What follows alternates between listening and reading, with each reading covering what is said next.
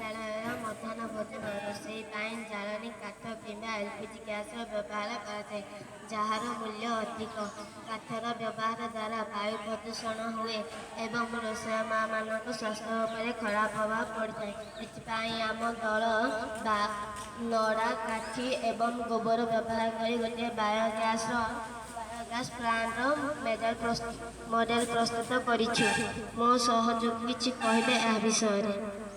କାର୍ଯ୍ୟକାରିତା এটা হলা মিক্সিং ট্যাঙ্ক, ডাইজেস্টর, ওভরফ্লো ট্যাঙ্ক, রেগুলেটর। এটা হলা পিএম পোষণ কিচেন। এটিরে গোবর, কাঠি, কুଟା, ପାଳ, ମଳମୂତ୍ର ଆଜି ଯାଇ ଡାଇଜେଷ୍ଟରକୁ ଯିବ। ଡାଇଜେଷ୍ଟରରେ ଅପଘଟକ ମାନେ ଦୁଇଟି ଗ୍ୟାସ୍ ନିର୍ଗତ କରିବେ, ମିଥେନ୍ ଓ ଇଥେନ୍ ଗ୍ୟାସ୍।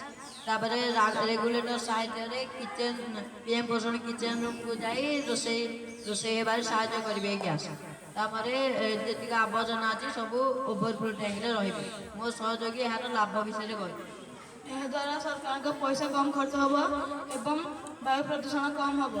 ରୋଷେଇ ଶୀଘ୍ର ହେବ। ଏହାଦ୍ୱାରା ବଞ୍ଚିଯାଇଥିବା କାଠ କୁଟା ମଧ୍ୟରୁ ଜମିରେ ଖତ ସାହାଯ୍ୟରେ ବ୍ୟବହାର କରିହେବ।